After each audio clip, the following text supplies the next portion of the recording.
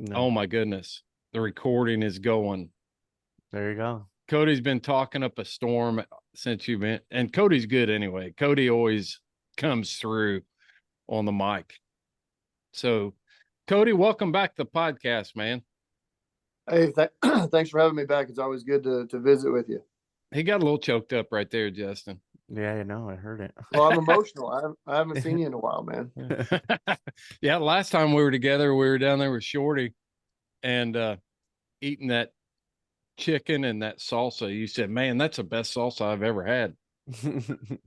I know it, and I forgot to take some home. I was more excited about that salsa than anything. And yeah, maybe next time. That give me a good excuse to get back down there. Yeah, I always leave stuff when I go out there. I've left the time before last, I left some tools out there, so I had to go back. And this last time, I left a Honda generator sitting up there in the equipment yard when I was unloading my trailer. So now I've got to go back. Well, there's worse places you could be going to. You got that right, man. That place is awesome. Justin, welcome to the podcast. This is your initial trip down the gauntlet here on the Houndsman XP podcast. And, yes, sir. Well, thank you for having me. You bet. So, pronounce your last name. I'm not even going to try. Angelovich, Justin Angelovich. Angelovich. Yes. I should have shown a little bit of courage there and threw it out there. That's how. But I didn't know if it was Angelovich. Oh no, I've heard every rendition you could possibly imagine in the last 30 years of life. So yeah.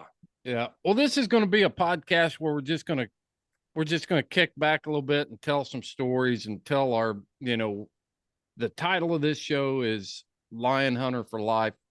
And we're going to talk about the values of hunters, but we're going to talk about what hunting means to us on an individual level. And just a real quick backdrop on this whole thing.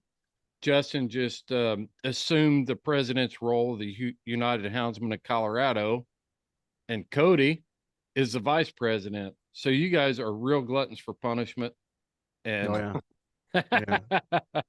It's like waking up every morning and hitting yourself in the foot with a hammer. You probably have some experience in that, Justin. Yes. Yeah.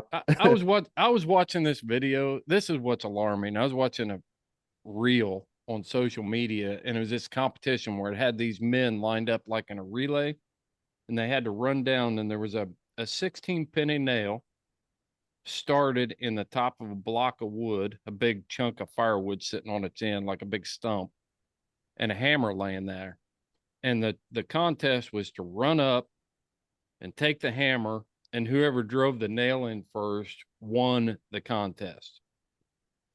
Yeah, I've seen that. This is kind of symbolic of the kind of culture we're dealing with, trying to get to understand our hunting culture, because these men are running up there and they don't even come close to hitting the nail. Yeah, it'd be a safe day to be the nail every now and then. It would be real safe in that crowd. Yeah. But I've watched over the years, we used to have people come here and to our place, and we had a little outfitting business here where we took people on outdoor adventures, and just real simple life skills that we take for granted escapes your modern suburban man. Trying to watch them split a piece of firewood. I mean, it was dangerous. I was like, no, let's go through some stuff here.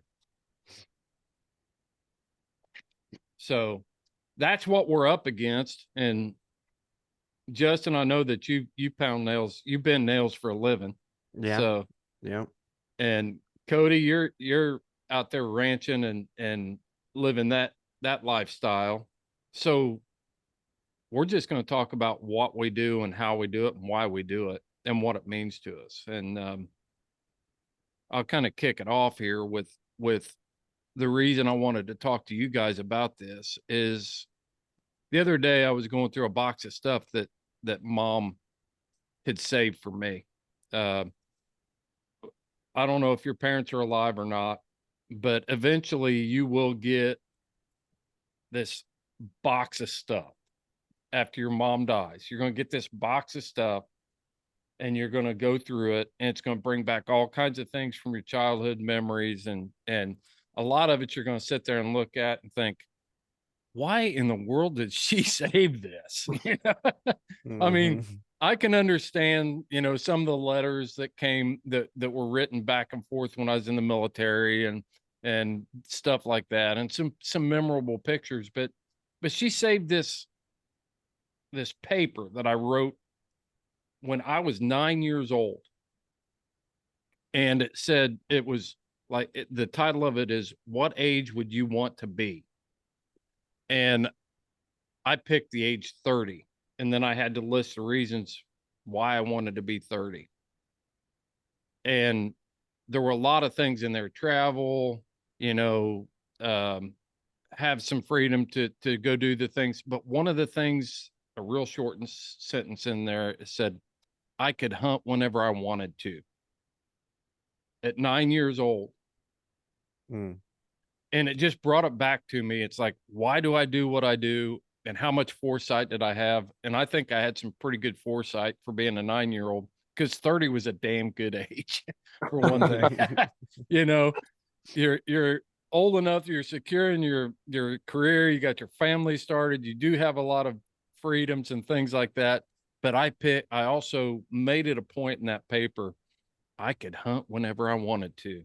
Have you guys, what's your early memories of hunting or wanting to hunt, Justin? Oh, I've really been kind of spoiled into it. You know, my uncles, the Whitaker twins.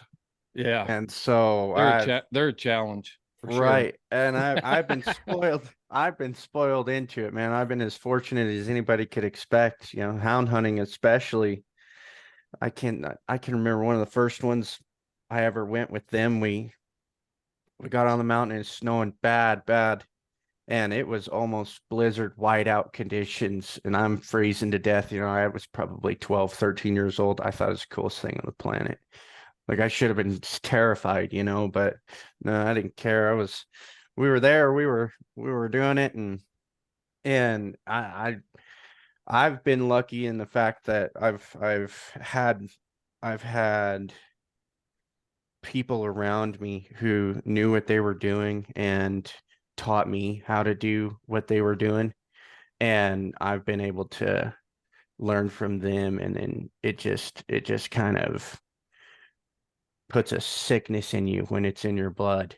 You know, both sides of my family all hunt, and I don't know what I would do without actually hunting something. And following dogs around it's as cool as it gets. You know, you've got this relationship with this dog, you've got this whole nother realm of hunting, which is spore, and that story can go on for decades. You know, we'll never figure that one out, but it's unlike anything else, man, to be able to hunt and be able to follow dogs around. It's as special to me as most things, for Yeah. sure.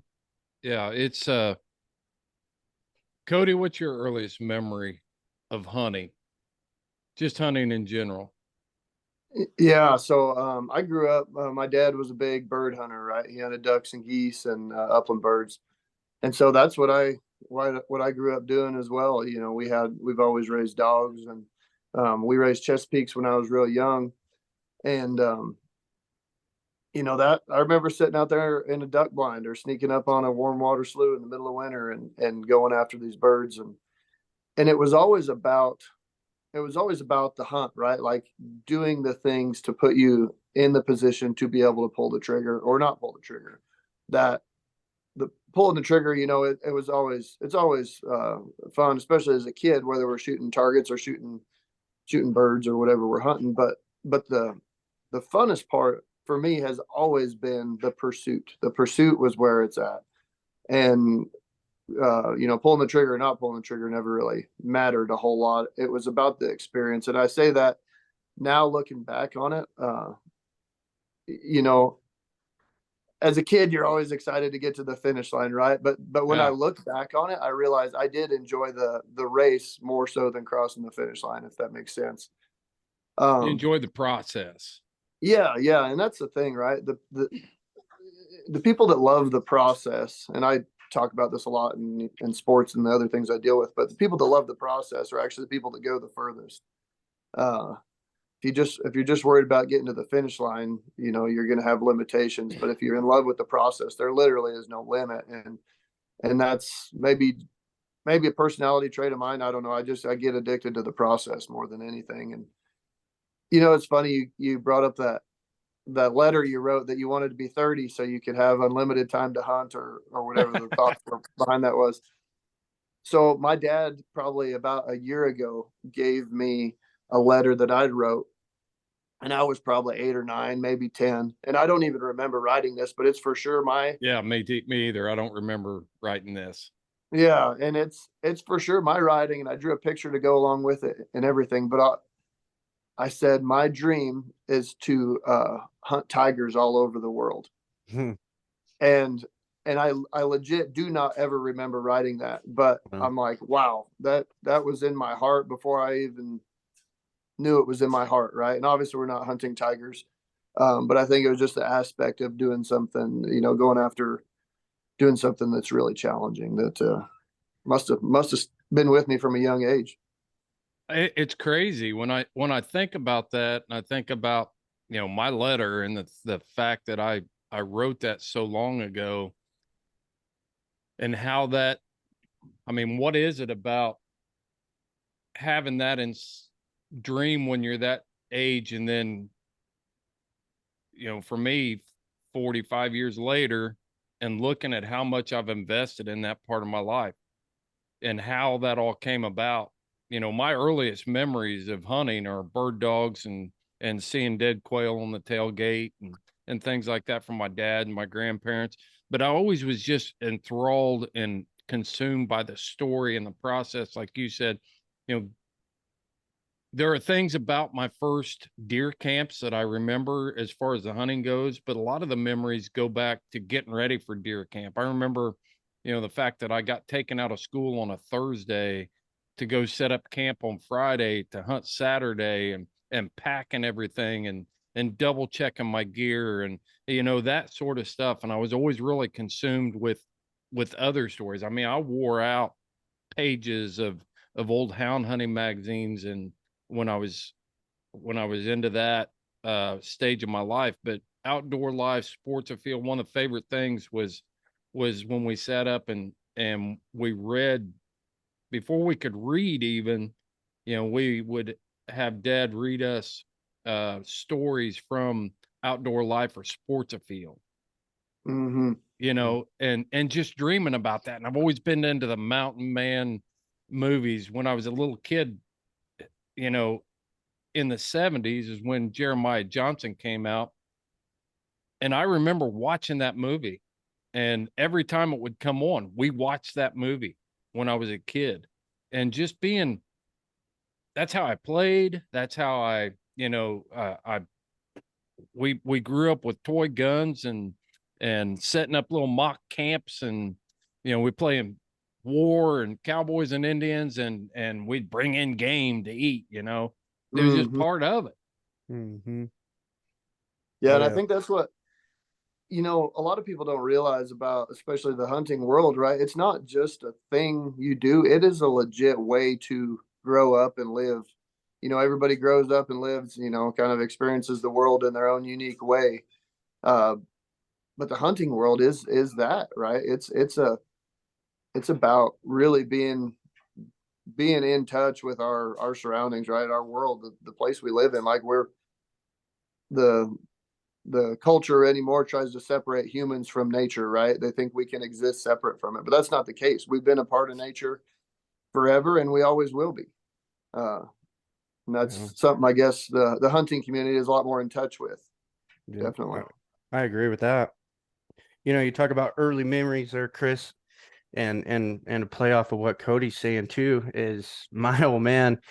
He uh he told me I wanted a Red Ryder BB gun when I was little, and he told me I was gonna earn this BB gun, that I could do chores or whatever. He'd give me a few quarters here and there, and when so I did in my mind too, even now as an adult, I did mountains of work, you know.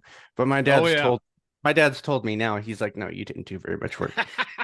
He's like, I would come in and I would sneak money from my change from my pockets in your little jar, and I kept a jar. And I still remember this to this day. I took this, it was a Folgers coffee can, and I walked into Big R and I poured that sucker out on the countertop and grinned from ear to ear and told him I wanted one of them BB guns. And that lady sat there and laughed and counted every dime, every penny, and I got my BB gun. And I think I ended up actually having more than enough money. And so I got my pellets and everything. And when I tell you, I went to decimating the populations of varmints around the house, it was I was daylight to dark outside with that BB gun for the longest time, and my dad made me take one of the rabbits that I had got because the Red Ryder BB gun, it won't hardly kill a thing, you know, it's not very strong.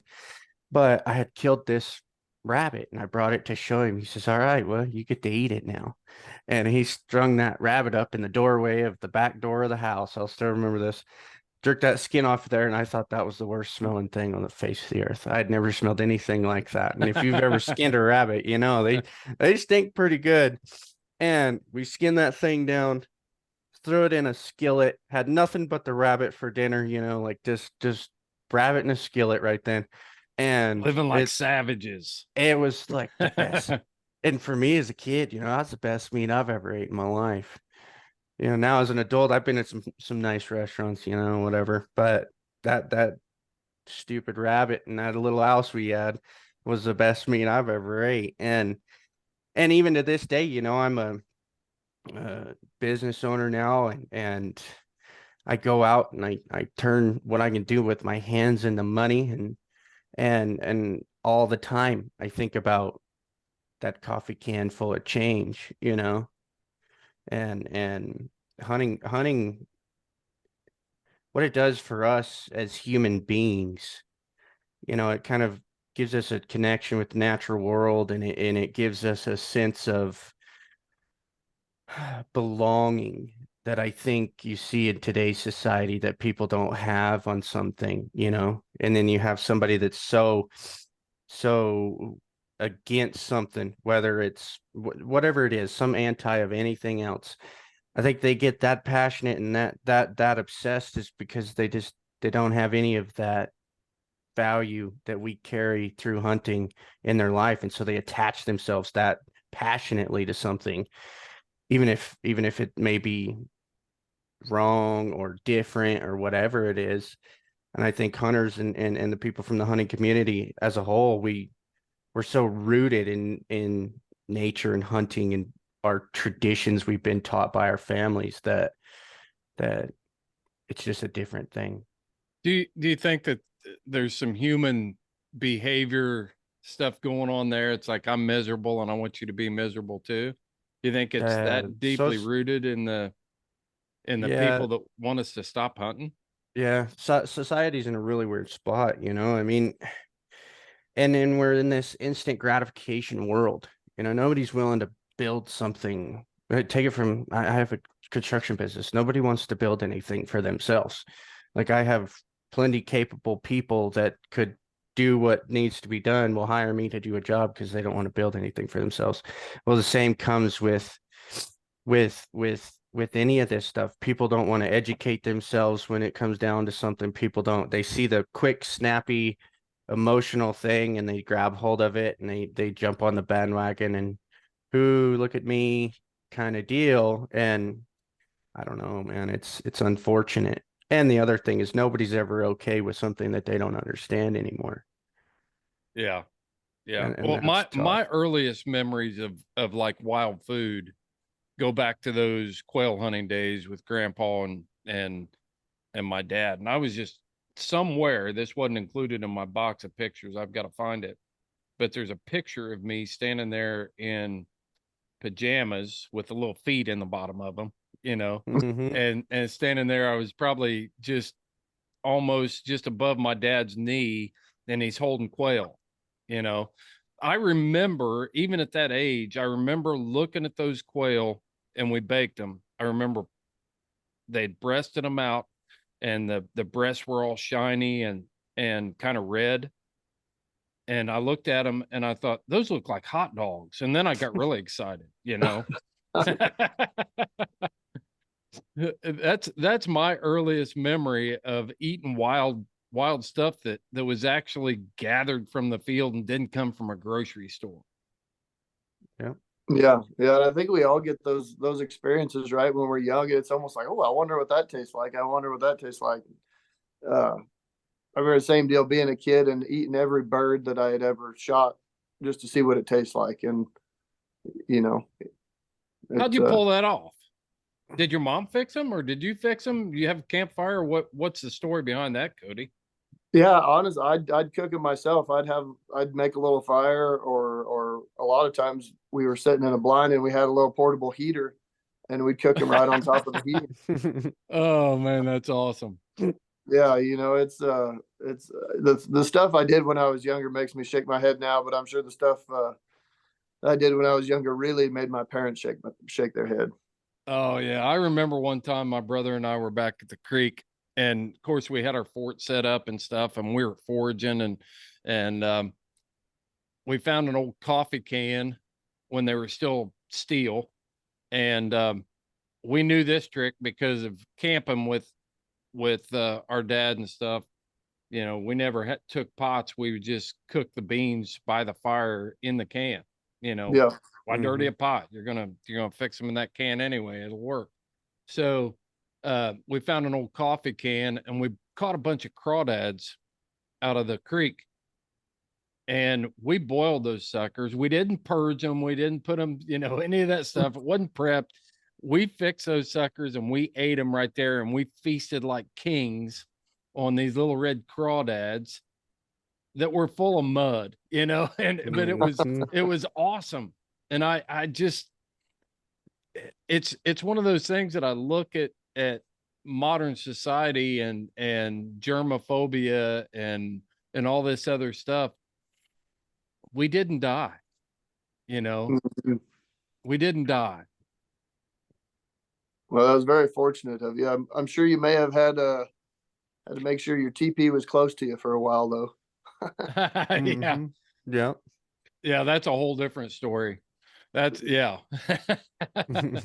Yeah. But You know, it's I've got a theory.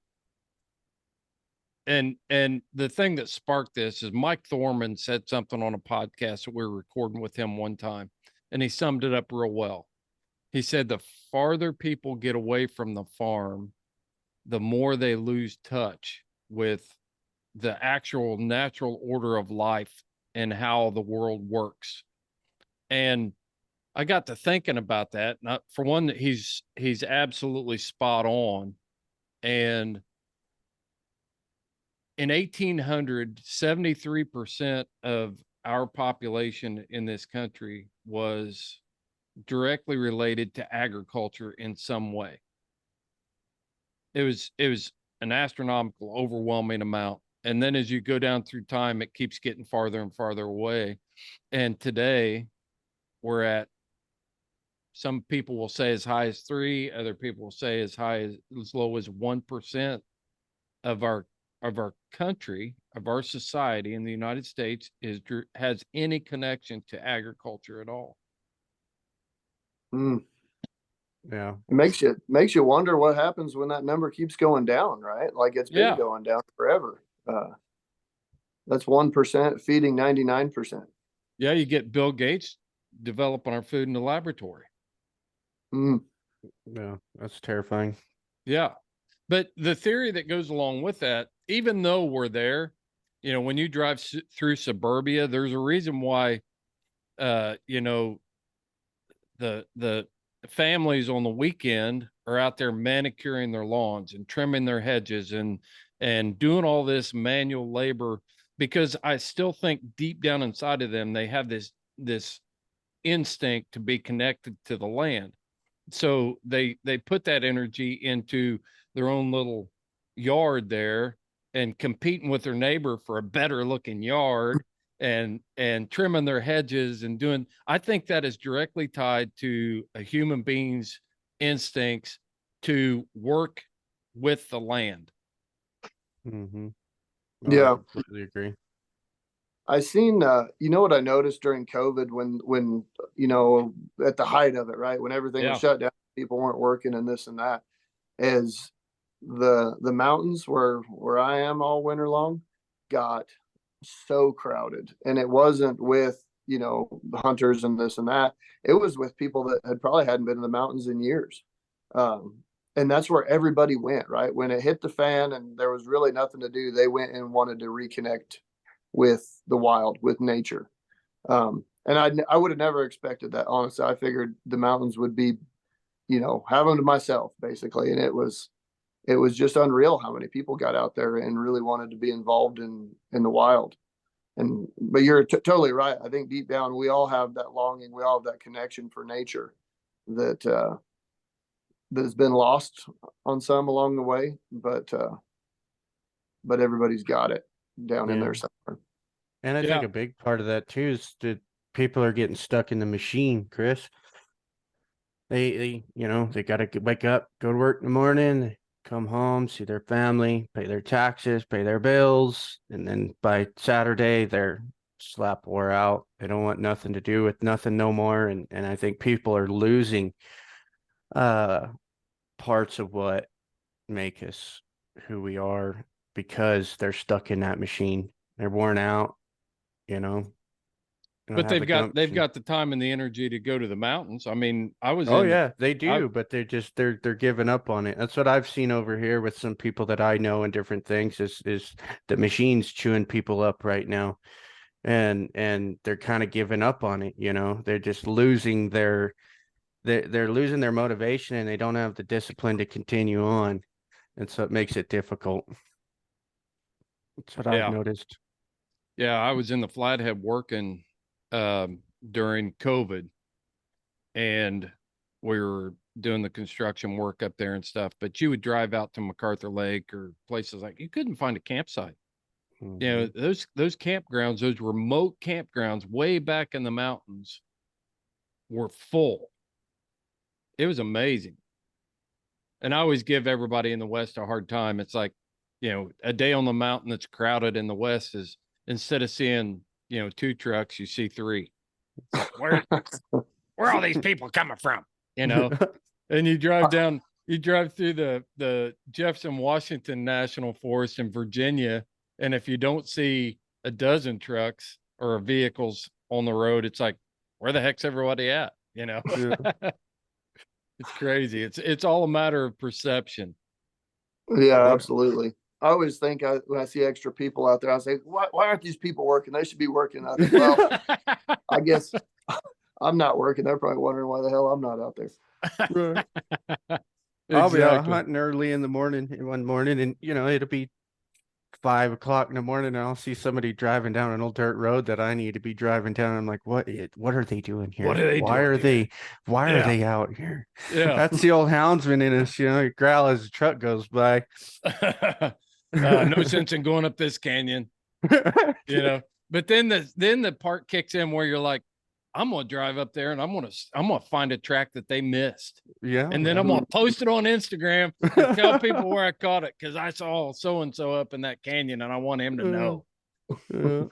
That's always a big thing here. If you catch a track behind somebody that drives up a road or something, it's like, man, you get on the radio and you make sure that everybody that's on the mountain that day that's tuned into your frequency, everybody in your group knows that so-and-so missed a track. Mm-hmm. Yeah, we all miss them though. Oh yeah. Yeah. I'll tell you a guy that doesn't miss them is your Uncle Josh. Josh? Have you ever seen him miss a track? Josh reads the ground better than he can read a book. That doesn't surprise me at all. That guy can read ground. And he's got frustrated with me because, I've been trying to learn since I was little. And I'll be like, how is this track? Or what's that? He's like, it's a skunk, Justin, Jesus. And I'll sit and I'll be like, what? We'll argue over a track, and I know he's always right, but I have to argue with him because it's in the blood, I guess. But we'll argue over something, and I know he's right even while I'm arguing with him, but it's like, how do you, and he'll just glance at it and walk by fast. I'll get Yeah. being that far from it and still can't make heads or tails. But yeah, that sucker, he can read some ground. I've been fortunate to be able to follow him around. I don't know how much I've just been awed or confused, but I think I've picked a thing or two up along the way. Not enough yet, but Is Jason like that? oh yeah. Yeah. Is he? Yeah. Yeah, them two, they're six in one hand, half dozen in the other, They share whatever a the other brain. one. They share a brain, don't they? Oh yeah. There Yeah. is something about that identical twin thing, man. I'm telling you. It's like when they're in the womb and they're connected at the head or something, it's like all the chemicals flow back and forth and that stays with you for life. Oh yeah. Yeah, they look at each other and have a full sentence conversation and never open their mouth. Yeah. I mean, I'm serious. We'd travel, we'd go down to Mexico and do hunts down in Mexico. There'd be times, you need to say something without saying it out loud to one another, whether it's whoever's around or whatnot, and they'd look at each other and I'd look at them and I'd think, oh, that's what that meant. And nothing to ever be said. Then, hour or two later, I'd be like, hey, so they'd be like, yeah, you're right. Like, oh man. Oh man, those guys You are ever feel right. that way with your dogs though, too? Honestly, like as you're Oh, talking about, 100%.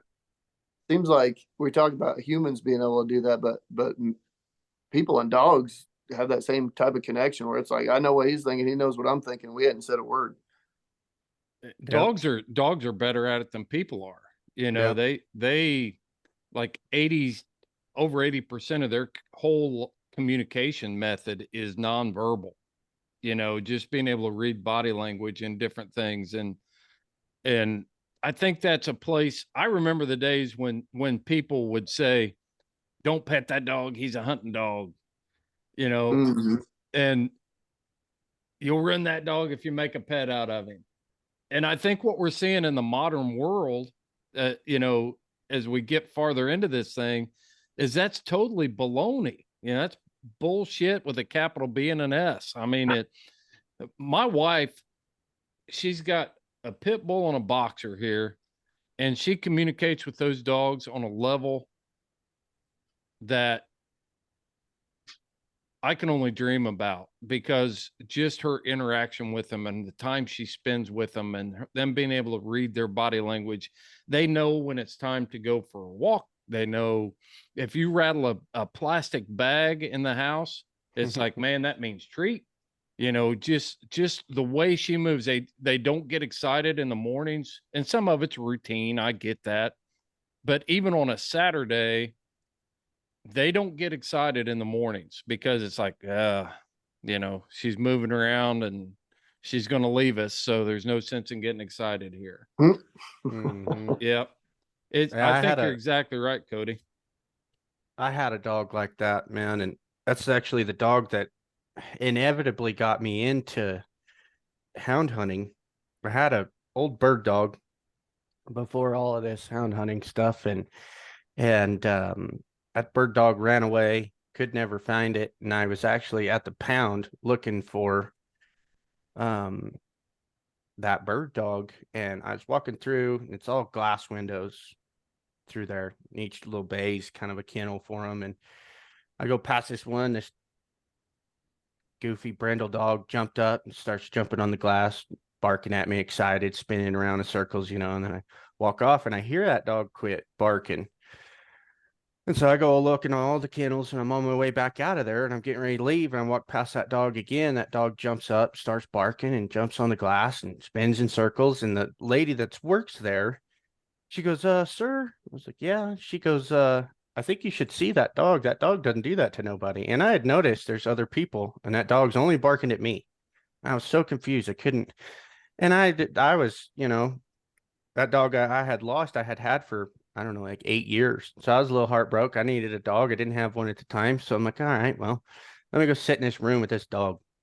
So they take you into a little room with a bench and and they let that dog in, and that dog come through there like a wrecking ball. I mean, just plowed into me, jumping all over me, licking me.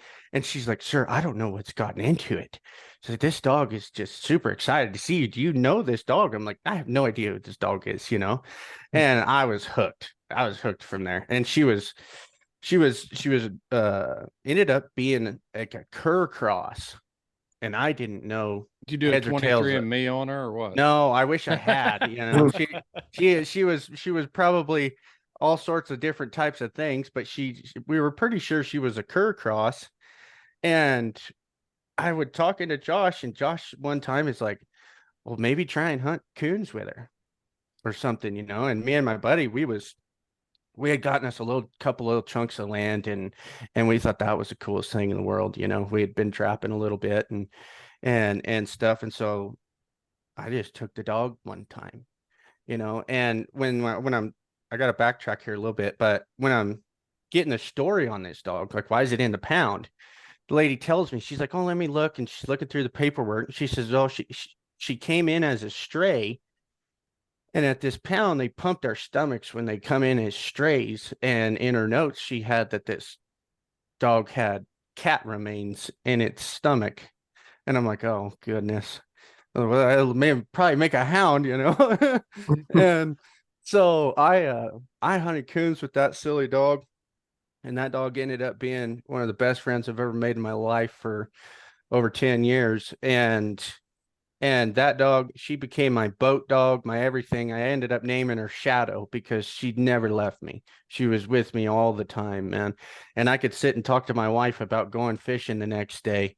In a normal adult human conversations, not even look at the dog or say nothing to her, you know. And 4:30 in the morning, all you hear is that tail against the door. That dog was ready to go before the alarm went off. She knew we were going fishing that day, even if I didn't tell her. You know, she see me go put something in the boat. The next morning, she was up bright and early. She knew it was ready to go. And if I ever charged my collars, and that dog seen me charge a collar, oh man, it was it was like 3 o'clock in the morning. That dog was up and at him. Yeah, it's You like go know, back so to sleep. I'm not ready to get yes, up it's yet. like, oh my gosh.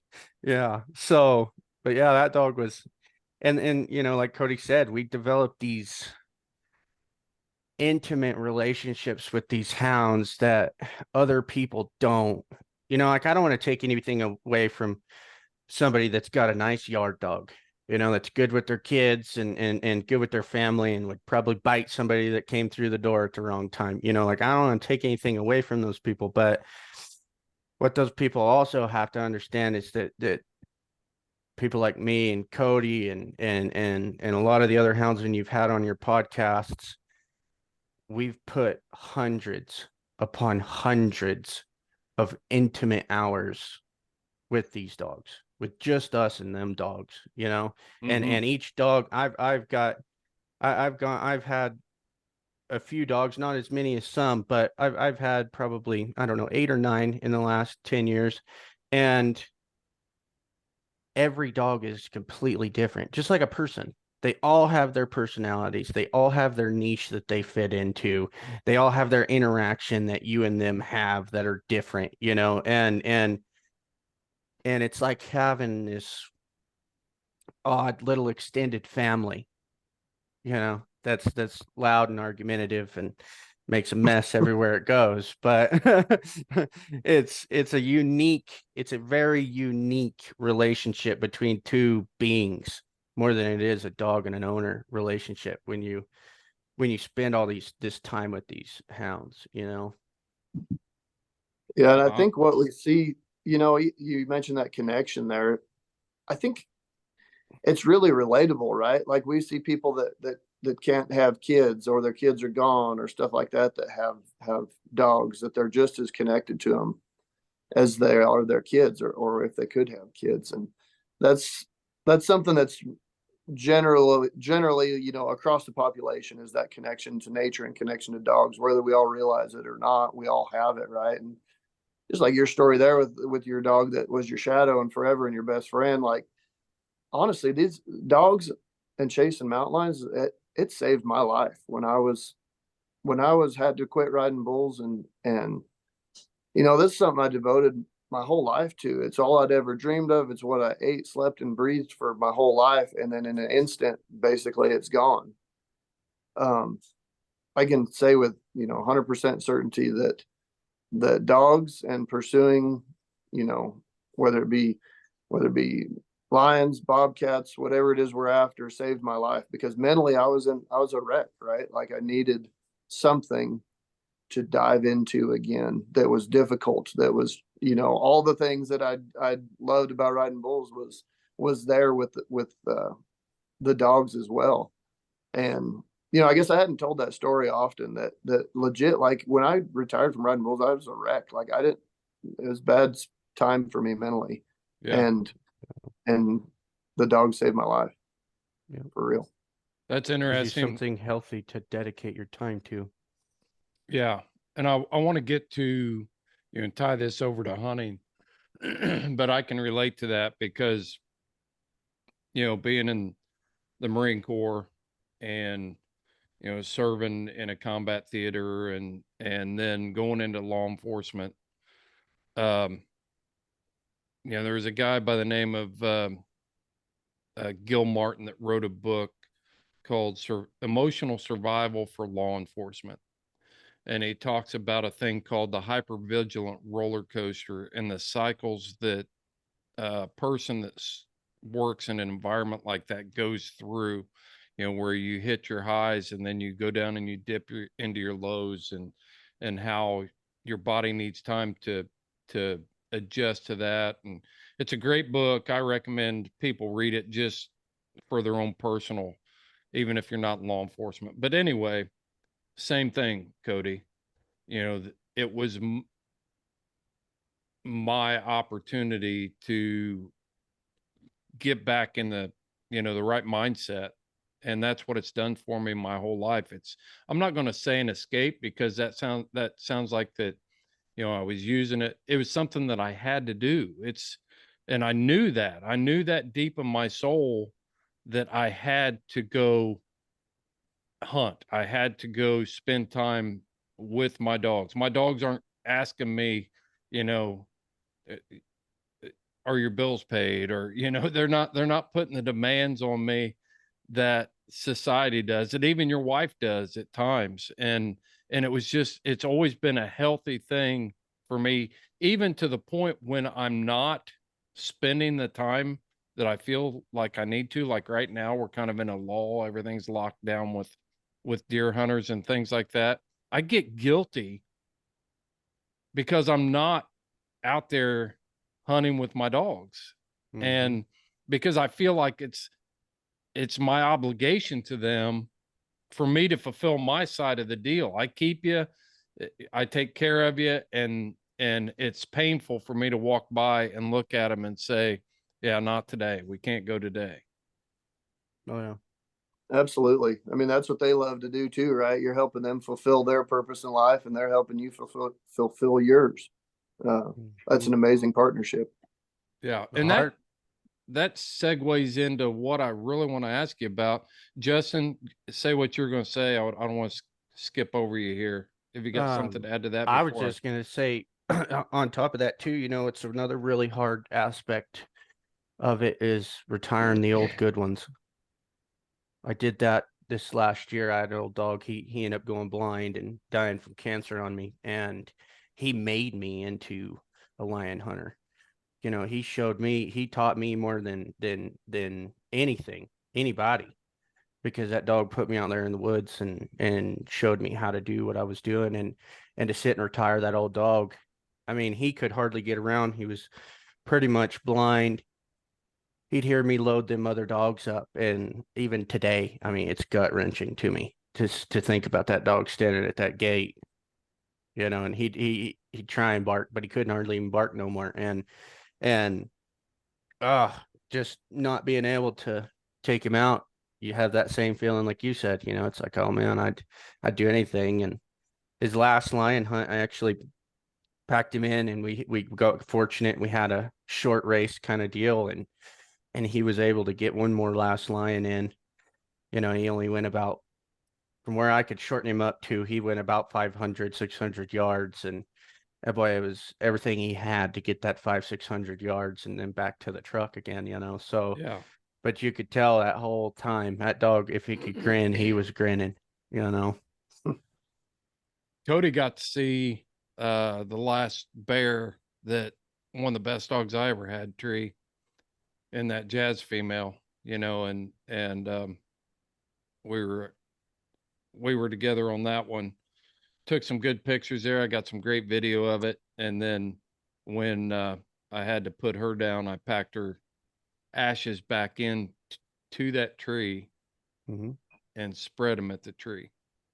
Yeah. I mean, that's how much these dogs mean to us. And that's how much they own of us. You know, they've got Mm-hmm. ownership of our emotional being and who we are as people, and they help shape us and our views and different things like that. And I think that's a big part of what is missed on um, the non-hunting public, is that part, that relationship that we as houndsmen actually have and how much they mean to us. You know, that wasn't a difficult tree to get to, but it was still the effort of everything involved of making sure that she stayed the last place that she did her job. And that's what I want to segue into, is that part of it, because we've talked about like my wife's dog and your fishing dog and different things like that. But why do we feel like we need to take this hound and then go catch a lion or a bear or whatever we're pursuing? What is it about that? Because there's a lot of people out there that have these great fuzzy warm feeling stories about this relationship they've got with the dog, but what is it about hunting with the dog that changes the game for us? What do you think, Justin? Well, this been said before, but you can't force these dogs to do this. This is as much what they want to do as it is anything in the world. And to watch that, I think it's watching that dog go out there, especially when you start your young one, and it runs around like a doofus and dogs take off barking and it stands there and looks at you and goes, "What is going on?" Yeah. You've been yelling at me for the last 2 months for barking in the yard. Like, what are they doing? And then you go from that to seeing that dog flip the switch. That's what we call it. And takes off. And that switch goes off in their brain, and that instinctual drive, that chase nature takes over. To watch that, I mean, it gives me goosebumps talking about it now, because I think of some of the dogs that I have now that are good, solid, finished dogs that I watched flip that switch, that I watched grow and change into that, and then you get to see them play their role as a being. You know what I mean? It's this is what that thing is meant to do. It's like a destiny type thing, and you get to see that dog go out there and do what it's been bred to do what it's just primal instinct is. And it's amazing, man, to see these dogs. And it's some of the grittiest, toughest things I've ever seen happen in the world has been behind dogs in the mountains. Tough country, long races, everything else in the world. I'm ready to just call in a helicopter and get me out of there. And I've got dogs that are like, no way, we are going to pound this thing until we can't move. That old dog that I talked about, that dog all the way to the end would go to every ounce of his being to be able to do that.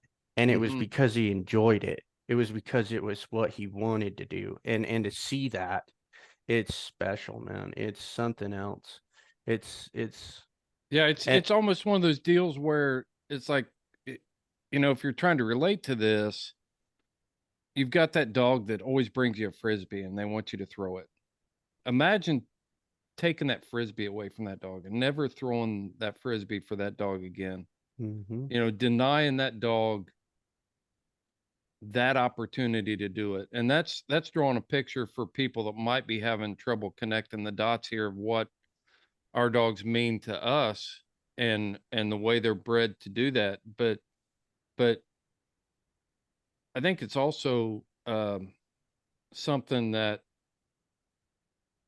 we as people can relate to. It's like having, what would have happened if, you know, somebody walked in with an axe and smashed Beethoven's piano every time he started to play it. Yeah.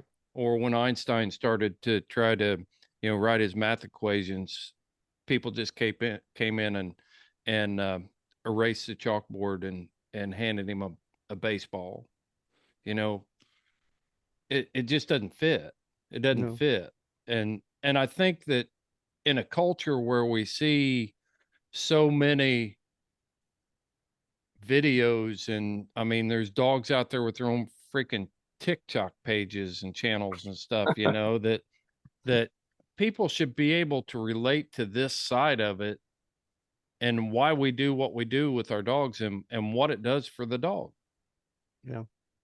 Yeah, I think, it really comes down to purpose and passion, whether it's human or dog, right? Like we all have passions. And I'm big on purpose and passion, right? Like I think we should follow our passions because that reveals part of our purpose. Like, right. That's why we're here. And whatever your views are on God and everything, like personally, I believe, we were made a certain way and we were made to fulfill different purposes in life.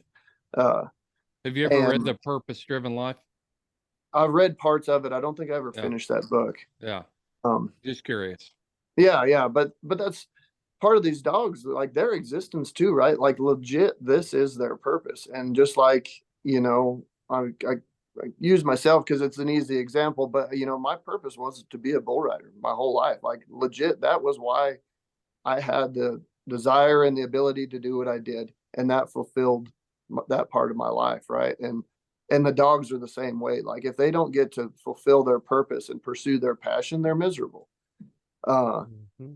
And I think that's the big connection, right? And people can understand that when they're living in that purpose, right? For pursuing their passion, they are legit. They're human beings, right? They are living. They're enjoying life. They're doing what they're created to do. And that's the connection there, right? Like it's just these dogs were legitimately built for this reason, and that's their existence. It's what they love to do.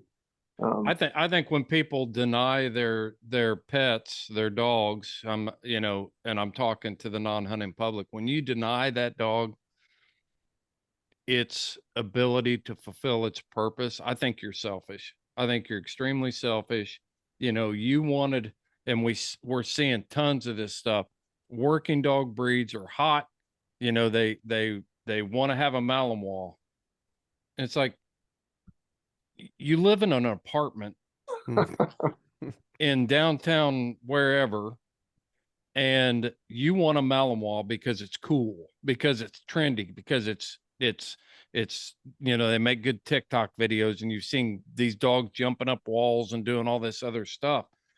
But that's a terrible fit. And the same thing goes for our hounds. You can't simply take a dog that's got hundreds of years of purpose bred genetics instilled into it to react a certain way and satisfy those natural genetic driven instincts by teaching it to play fetch. And when you have that expectation, more than likely what's going to happen is you're going to become frustrated with the dog, because when you can't fulfill its drive and its purpose, it's going to try to fulfill it on its own. And this Yog Terrier I've got here is a perfect example of that. If he doesn't hunt, if we don't go on our little foraging, adventures around here, then he's going to find something to do. And that could be killing the cat. That could be killing the, whatever. He's going to find something. But when you channel the energy and satisfy that primitive instinctual drive, then man, it's a beautiful relationship. Oh yeah. And I know with my dogs during the season, those are the most well-mannered, decent, no problems kind of dogs. But during the off season, and especially now, right before our season started, they've said a they whole feel summer the of weather boredom. coming. Yeah. Oh yeah. I have my two, I call them my Alcatraz dogs. Those are the two I've got to lock down like you can't believe. Like I about need a net over a 6 foot kennel for these two because by this time of the year, all I want to do is get out. All I want to do is go, go, go, go, go. Well, then when that season starts and we do start doing that, and we start training and everything else, talk about leave the gate open. And these dogs are satiated. They're satisfied. They're like, yeah, it's go time now, you know. So they're content and they're everything else. But in Yeah. them off seasons, man, you see that those dogs just they want to go. Like I've got a pretty seasoned lion dog that by the middle of summer she's chasing birds out of the yard. You know, like she is just bored to death. A Tweety bird landed in the yard and she's going after it. By the end of season, you know, you could probably walk walk a animal right through the yard and she just watch it go by. You know, but once they get tired and they get bored because they're not fulfilling themselves, you definitely see it, you know, and that just goes to show you the purpose behind these dogs and the drive behind them. I mean, I wish Yeah. I had the motivation that these dogs have. I'd probably be a millionaire, but it's amazing. Yeah. Yeah, I for think sure. that's what's something that's been missed when people do look at hunting dogs is they don't think of it as a dog fulfilling its purpose. They picture it as a blood sport, right? They think it's all about the killing when, you know, us on this conversation know that's far, far from the truth. But we got to do a better job of portraying that story, right? And it started, right? Like with the Blood Origins Lionheart movie and all that stuff. But, we've definitely just got to do a better job of showing that other side of things when it's not like I spoke earlier, it's all about the process, not the Yeah. outcome. Yeah. Yeah. Brad Luttrell summed it up real well. He owns Go Wild, the social media platform for hunters and stuff. And he summed it up when he said, you know, the part that's missing in our hunting culture is what you said, the process of getting to that point. It's not just the grip and grin. That's the easiest part of any hunt is actually taking the animal.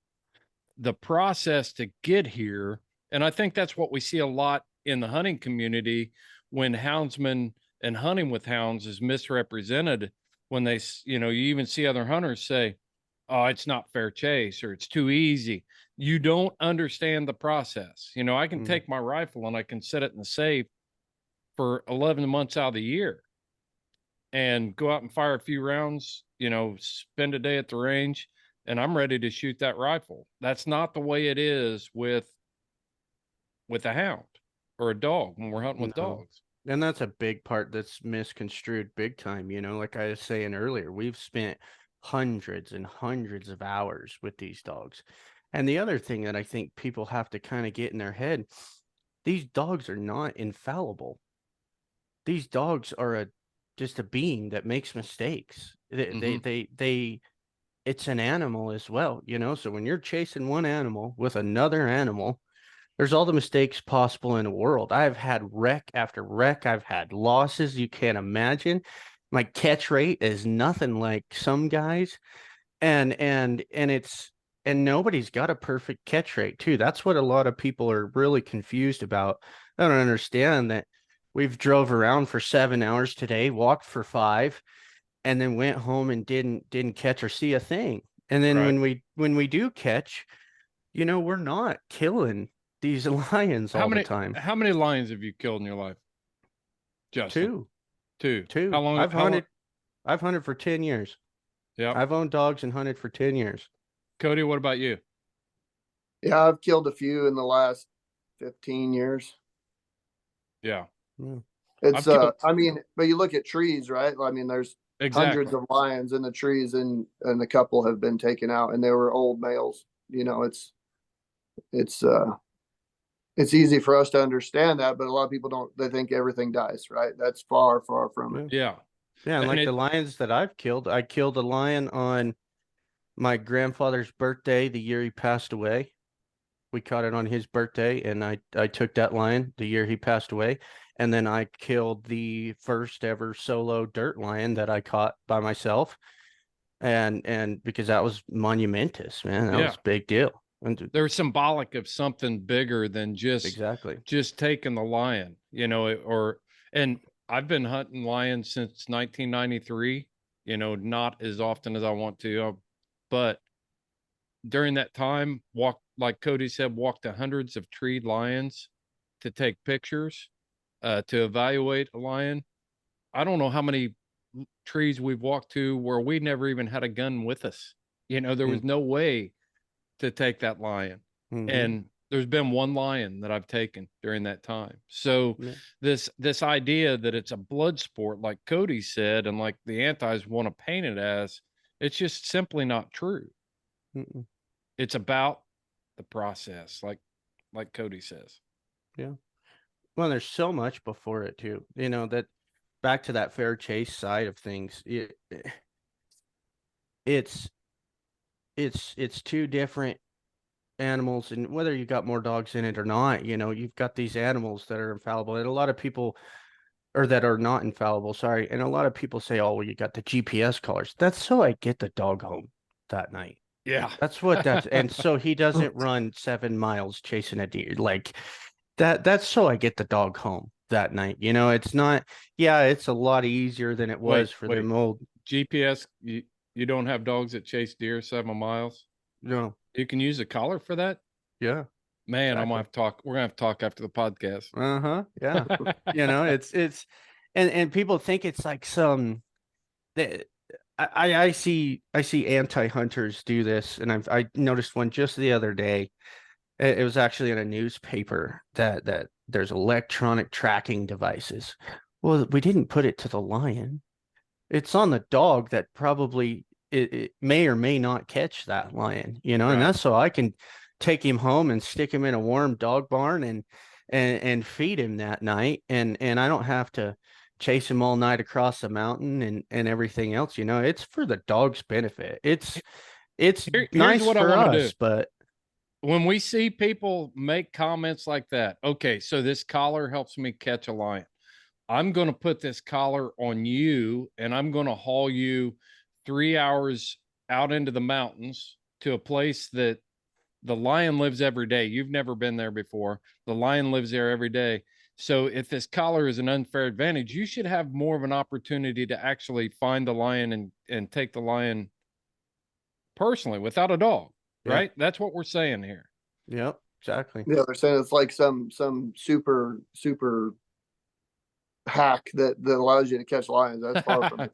Yeah, they're not built with artificial intelligence where we can manufacture a lion through the use of our electronic training devices. You know, it's crazy. And when that person doesn't go catch that lion and I tone them and they don't turn around, I'm just going to start shocking them too. Giving them a little stimulation. Yeah. There you like, go. stop looking at elk tracks. Yeah.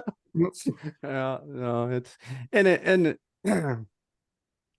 I don't know. It's confusing and it's hard. And us as houndsmen, you know, we've just kind of shook our head and walked away on it a lot of the times. And because it's a deep conversation, there's so much more to it than most guys have to spit out at the gas station.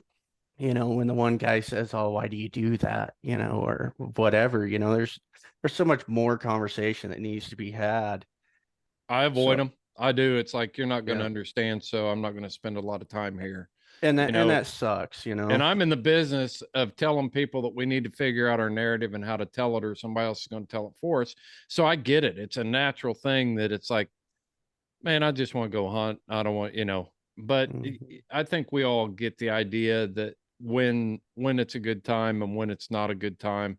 You know, I saw a meme that's been circulating, and of all people, it's a picture of Leonardo DiCaprio, and he's saying, I'm at the age where I avoid controversy. If 1 + 1 = 5, if somebody wants to say 1 + 1 = 5, I'm good with that. And I just don't think that's the whole plan. That is the whole plan, is to beat us down to the point where we don't care and we don't tell our story and we don't have conversations like this and talk about, why we hunt and what hunting means to us and what our relationship with those dogs mean and what their purpose is and how important it is for them to fulfill their purpose, where we ultimately get to fulfill our purpose. And, once we've gotten to that point where we can tolerate people saying 1+1=5, we've lost. Mm-hmm. And there's some things that are still, I mean, if some dumbass wants to sit around and say 1+1=5, it's new math, go for it, dude. I get it. But when you're trying to tell me that what we do as hunters and houndsmen isn't filling a lot of different purposes for us, for our natural world, for the dogs that everybody says that they love, man, I'm going to fight that one until I can't fight it anymore. There are some things worth still fighting for. Yeah. Yeah, we got to fight those battles, right? Like if it's when we sit back and say, well, I kind of feel uncomfortable in this conversation, I'll let somebody else that's maybe talks better than me, maybe hopefully I'll run into this person. That's cowardice, right? Like if it's just like, you see something wrong and you don't do nothing about it, like that's cowardice. And that's sometimes what I got to kick myself in my own butt to have those conversations that feel like they might be uncomfortable sometimes, because if I don't, who will? I don't want to be the coward in that situation. And most of the time when we speak up, it actually ends up being way better than we ever expected. Yeah. So sometimes we crash and burn, right? But that's life. Sometimes you get hit in the face, you just get back up and try again. But I found a really good spot lately to have those conversations is on planes. Because I'm stuck to them people for a while. I got an audience around us. They're going to be eavesdropping whether we want them to or not. So, hey, let's have the conversation. And they've, it's amazing though, how receptive, we think a lot of the general public that doesn't know about hound hunting already has preconceived ideas, when a lot of them don't. Yeah, a lot you're of them right. are open to learning about it. And without fail, at the end of every conversation, the people are in love with the dogs. They're amazed by the process and have a totally new understanding for how all this goes down. And, obviously that's always the goal. They're always floored when it's like, you show them all these pictures of mountain lions and trees, and you tell them, it's like, no, we didn't shoot it.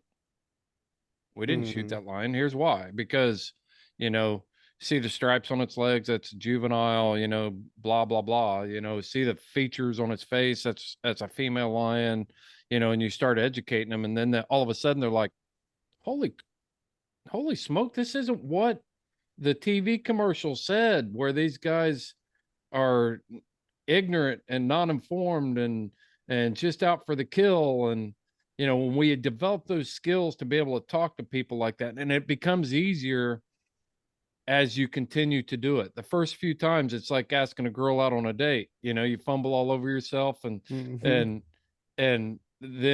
you just develop the skills. It's like pounding nails for the first time. It's like getting on a bull the first time. The more you do it, the better you get at it. Yeah. Sometimes you're not really ready. It's just it's just your turn, Exactly.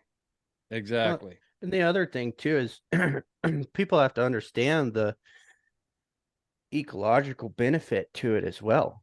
I mean, us as houndsmen, that is very selective hunting, because we have that ability. We get to put that lion in a tree or on a ledge and look at it. Is this a wet female? Is this whatever, and we can make that distinction, and we can decide whether this is the right thing to do there or not, and then the other side too, I hunt a lot of private. People got to understand that these private ranches, they get hammered by lions when they're not hunted for an extended period of time. And so these people, they come in, they have an issue. They have human interaction problems. They have this, they have that.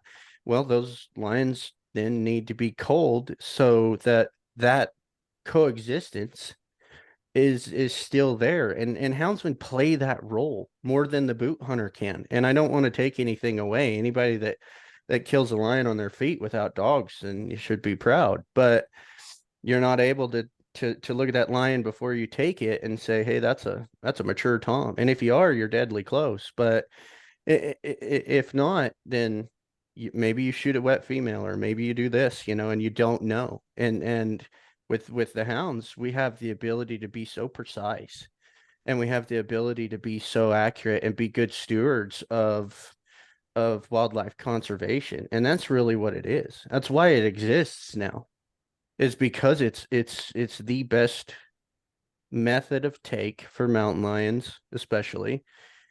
And it is the accuracy in it is far and beyond what anyone else can achieve any other way.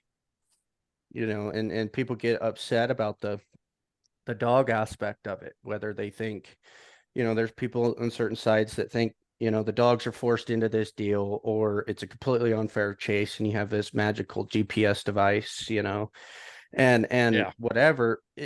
It's not that, and it's hard to tell somebody that it's not that, and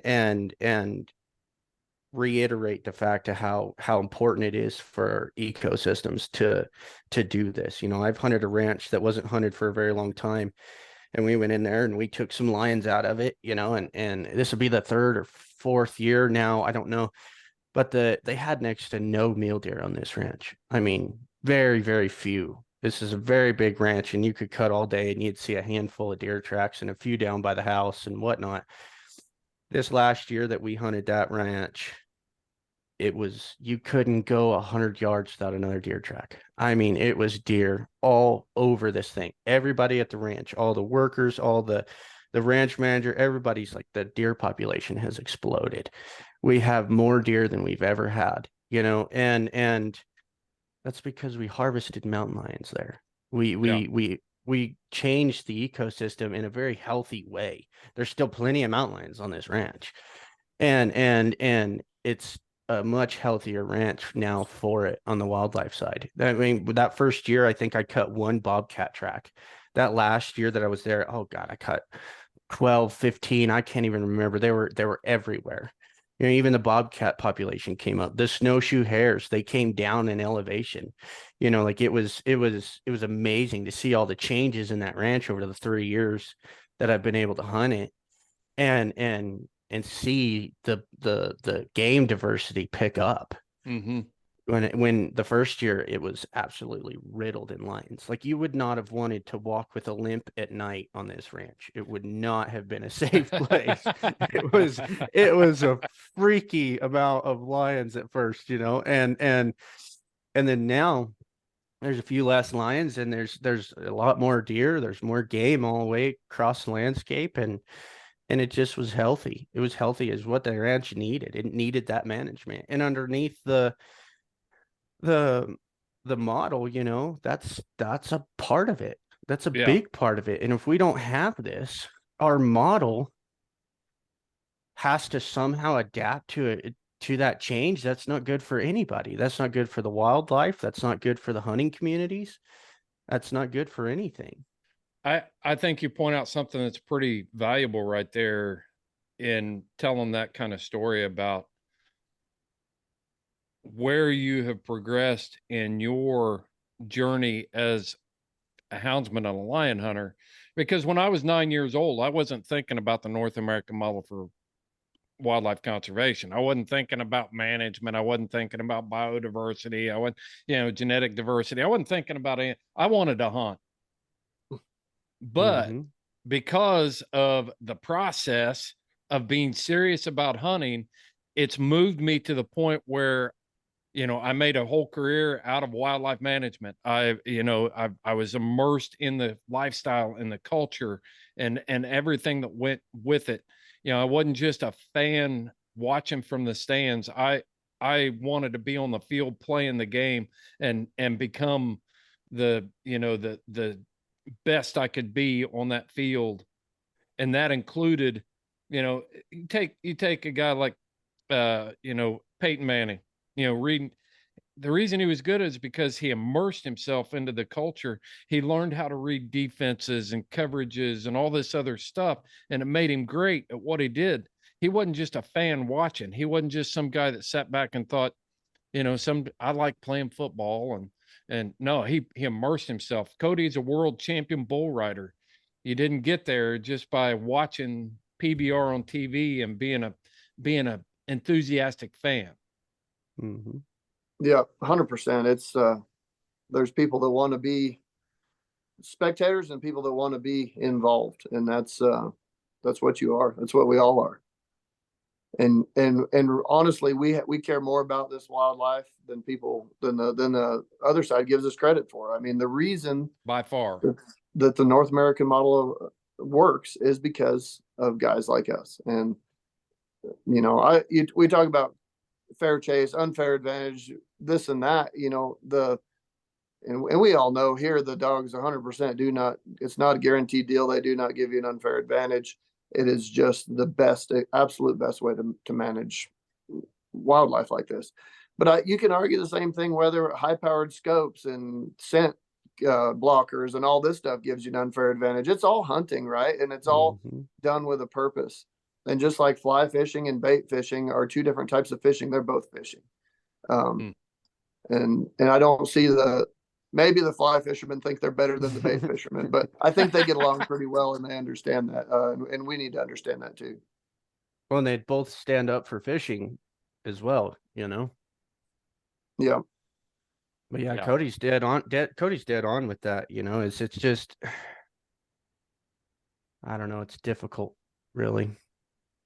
You got to experience it, right? They got to experience it, really. And there's so few of us that know what that experience is like that it's difficult to put into words for somebody that hasn't experienced it, right? Yeah, it's like somebody trying to explain it how AI works, artificial intelligence to me. That's I haven't experienced it. I don't know. It's scary. It's different, it's just a lot of different things. It's like getting on a bull. Not at 54 years old, I'm going to tell you, it's not happening. I rode my first steer at like 9 years old, but there haven't been many since then. I can tell you that. And it's not going to start today or tomorrow. Yeah. Well, maybe one more time before you're done. Right.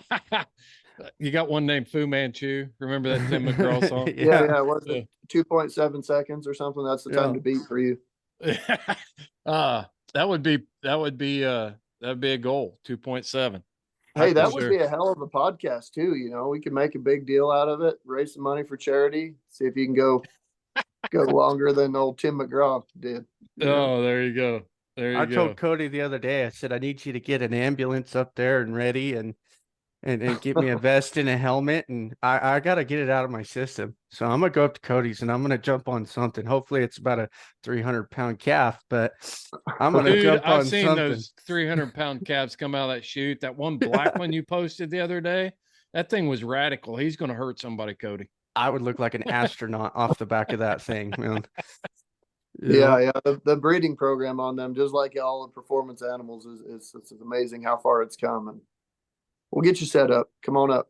All right, I'll be out there later on. One last question. One last question. If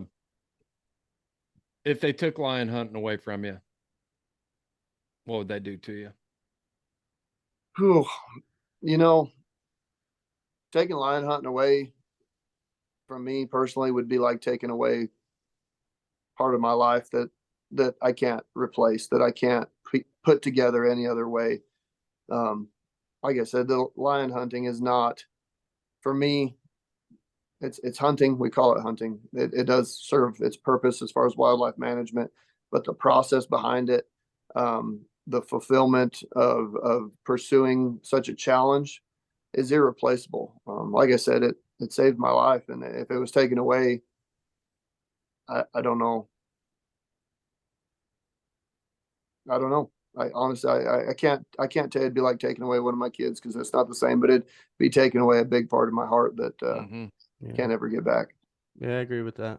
It's a lot of people got to understand, for guys like us and a lot of people too, it's not a sport. It's not a hobby. This is a lifestyle. We do this 24/7, 365. I mean, I check dogs, I manage dogs, I doctor dogs. I keep these dogs up through the year. I spend all my time getting ready to hunt. I spend all my time hunting, and then I um wait to do it again. You take this away from us, and you might as well cut a hand off of me, and for me too, it's my family as well. My family owns an outfitting business. They are renowned for lion hunting. For them to lose that where they live, the amount of permanency that's already set for them and for myself. I own a business. I have family in the state. Like, it's for me to up and move to another state because they took it from us would be devastating. It'd be uprooting an entire life just to get that chunk of me back.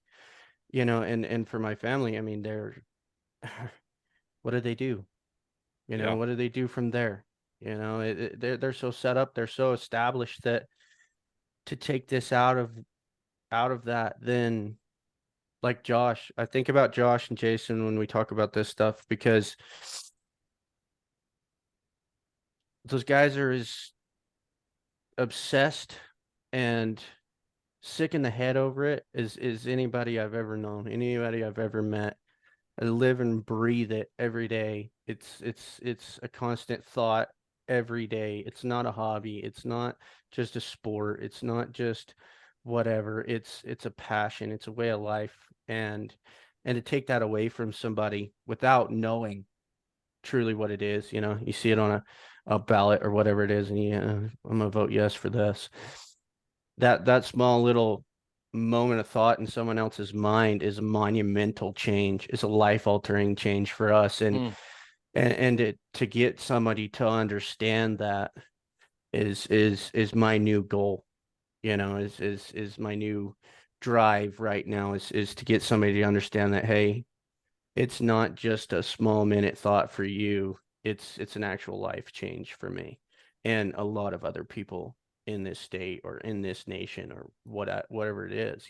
So it's it's devastating. It makes my hands tremble. It makes me sick to my stomach to know that the possibility of losing it is there. Hmm. Pretty powerful, Justin.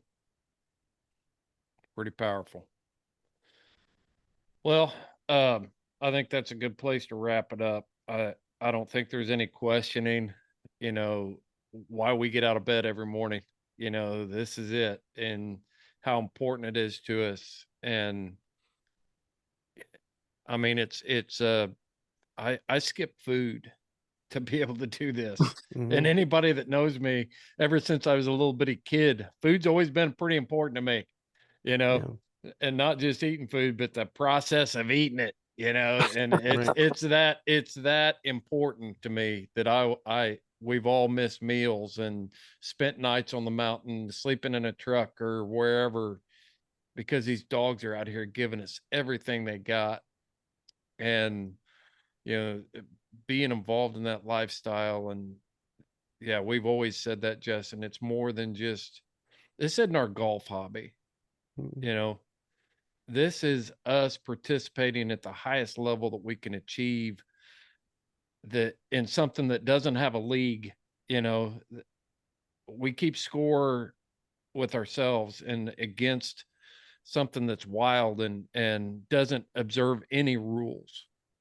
And it wakes up that inner passion and those, I mean, prehistoric instincts in us to contribute not only to the wildlife, but also to our families and different things. So man, I tell you what, I really appreciate getting you guys perspective on this. Great conversation, guys. Yeah, Yeah, definitely. definitely. We appreciate you having us, and you nailed it on the head, man. It's as important as eating and breathing. And that means a lot. You let us come on and share that story and give our take on it. So you've done a lot of great things for this community. The whole houndsman world. You're the man. Keep it up. Appreciate it, Kody. Yeah. And How can one last thing I want to say too, Chris, is I also want to speak to your listeners a little bit and let them know, UHC, United Houndsmen of Colorado. I was going to open that door for you. Okay, Jump yeah, through it, Justin. we're a Colorado based nonprofit organization. Um, We're structured around educating people around hound hunting. We have a community and set of members, and I'd love for that membership to increase. We need more people involved, and I don't care if you're in Colorado or if you're not, or whatever. I want houndsmen involved, and Colorado's going to be facing some changes here in the future, and we need backup. We need people on our team. We need support. Proposed changes. Yes. Proposed changes. I should reiterate that. But we need people. We need support. We need friends. We need community. And we're going to be doing some pretty special stuff here in the future. Me and you've had talked about some future plans, and I talked to about probably 30, 40 people a week on the phone. So there's a lot of irons in the fire. There's a lot of things going on, and we need involvement. We need guys to step up, get yourself a membership, sign up as a volunteer, come to some of the shows or banquets or whatever it is that we plan to do in the next year. I can't let too many cats out of the bag yet, but Right. Come by. Go to the website. It's unitedhoundsmenofco.com. Look at it, read it, become a member, show your support. We have an Instagram, we have a Facebook. You can find it through my stuff, Kody stuff. I mean, you look on the internet, you'll find it. Yeah, for sure. And come help us out. So That's the thing. I mean, I've watched houndsmen rise up to support children's hospitals, other houndsmen, all kinds of civic causes, different things in my lifetime at fundraisers and different things, military outreach programs. And without going down the road too far, now's the time that Colorado needs our help and our support as a hound hunting community.